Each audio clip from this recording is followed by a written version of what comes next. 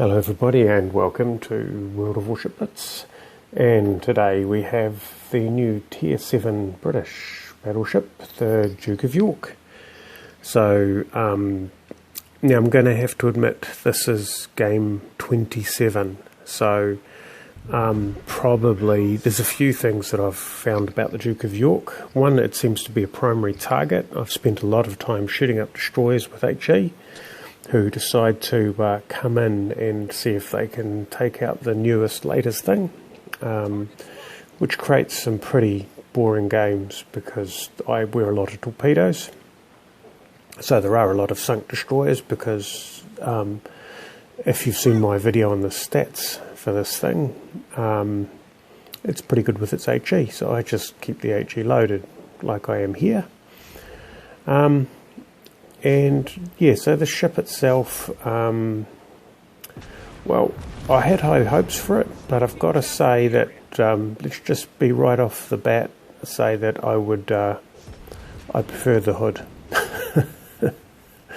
So I'd say for Tier 7 it's 14-inch guns just don't feel like they have enough cut through, and maybe that's because I'm using HE, because, well, yeah, destroyers want a piece of the latest ship.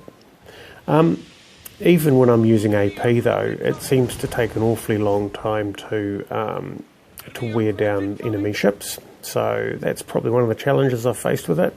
I'm sitting here in the smoke, trying to get a few hits on this Umagi so that, yeah, so that I can wear him down.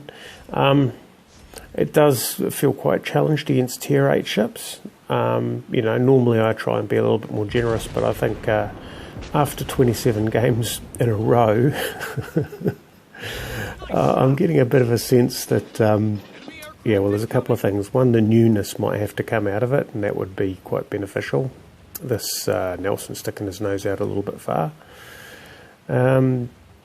And yeah, so maybe people with a bit more experience than me might want to give it a bit of a shot and see how it runs. So, I mean, it's a nice looking ship. Its performance, it's relatively speedy. Its turning is pretty bad. Part of that is because I had deck protection for a while, but I chucked that in and I've gone for double turning mods. Turrets turn quite slowly. Well, they feel like they turn quite slowly. Yeah, and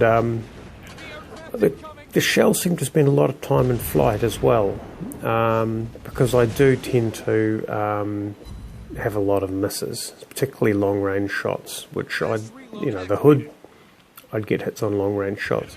So here I've overextended. I thought I'd dig out this Nelson. And of course he dies at the point that I'm firing my guns. Aircraft coming over, targeting the new guy. And yeah, no, I'm going to get out of here. I don't have that smoke anymore. There's not much I can do about him, but there's something I can do about this guy. I probably should switch to AP here, but I'll have to admit something else, that I've got the captain with the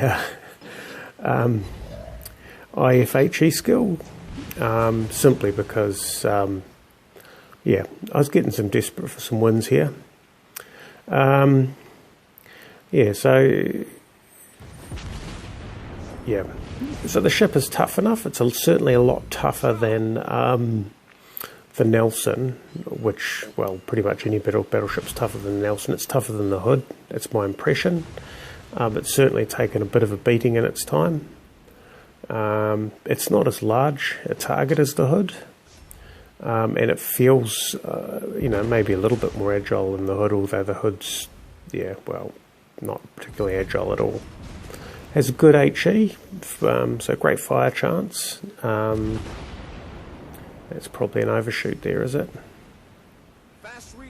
Oh no, got most of them on.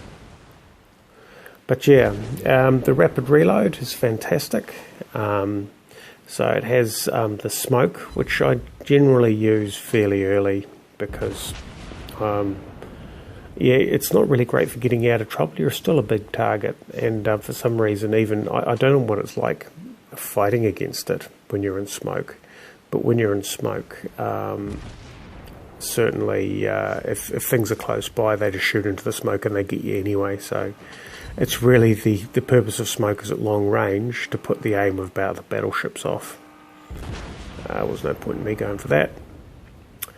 So this battle, well, we took the cap, we held the cap, we got out of the cap and survived, and this is the best battle out of 27.